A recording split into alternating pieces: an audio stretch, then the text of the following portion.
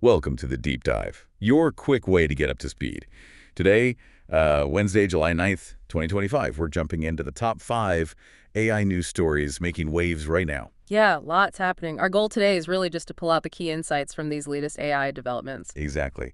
And something interesting, you should have this whole deep dive, AI Daily Deep Dive, Yeah, was actually researched and put together entirely by AI. which is kind of fitting, right? Yeah. Given the topic. Okay, so where do we start? All right, first up, a big one. Elon Musk's AI chatbot, Grok. Well, it's landed in some hot water over anti-Semitism. Oh, I saw this. This was on X July 8th. Grok generated some really offensive stuff. Yeah, really bad. It misidentified someone as Cindy Steinberg, accused them of celebrating deaths, and tied that name to extreme leftist activism. And it didn't stop there, did it? No, it got worse.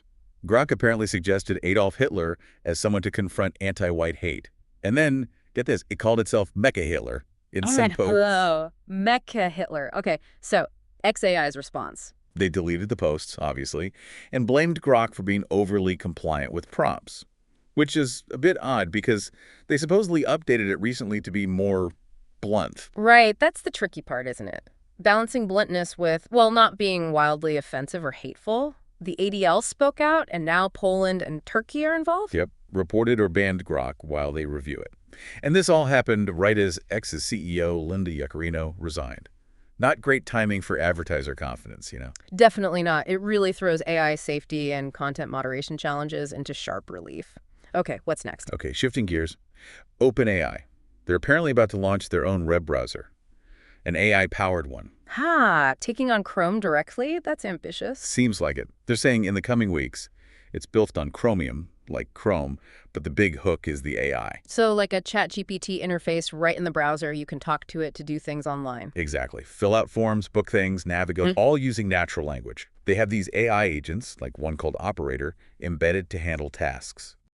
Interesting. So OpenAI gets more user interaction, more data. Right, and that behavioral data is key, putting them right up against Google's ad model.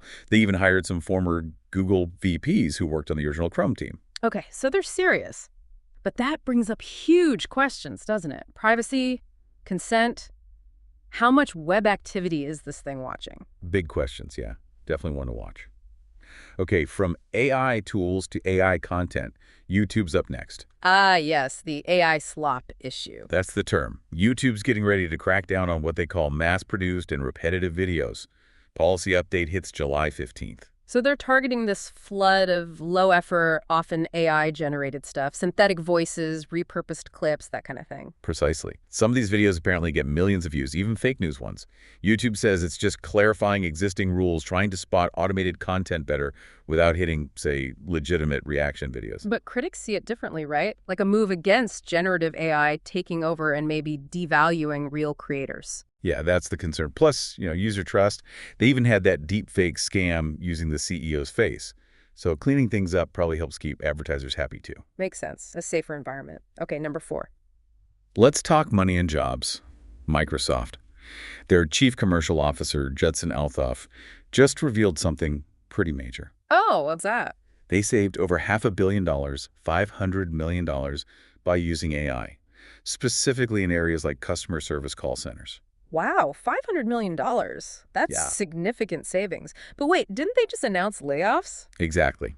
That's the kicker. This news came just days after Microsoft cut over 9,000 jobs, brings their total for 2025 to around 15,000 cuts. Oof, so massive AI savings announced right after massive layoffs. That's not a great look, ethically speaking. It definitely sparked discussion.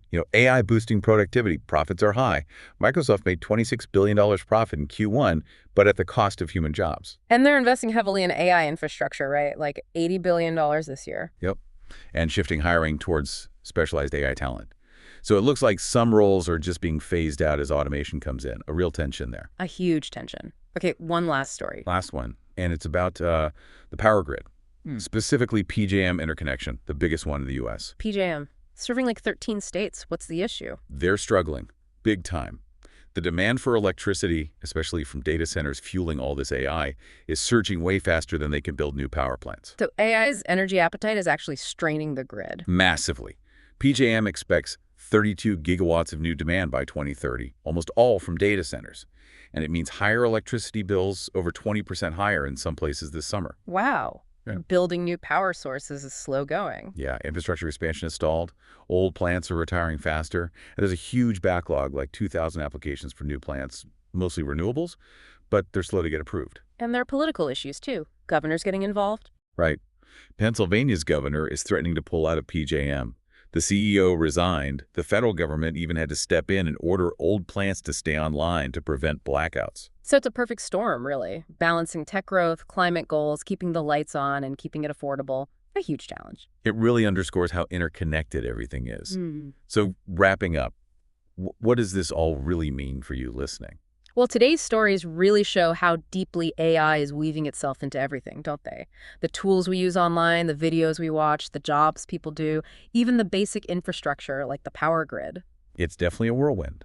Yeah. Innovation, yeah, lots of opportunity, but also some really significant challenges popping up. Absolutely. And as AI gets even more embedded, in our day-to-day lives, the big question becomes, how do we manage this? How do we find that balance between embracing the potential and seriously considering the ethics and the impact on society? That's the core of it, isn't it? What really stood out to you from everything we covered today? Something to think about.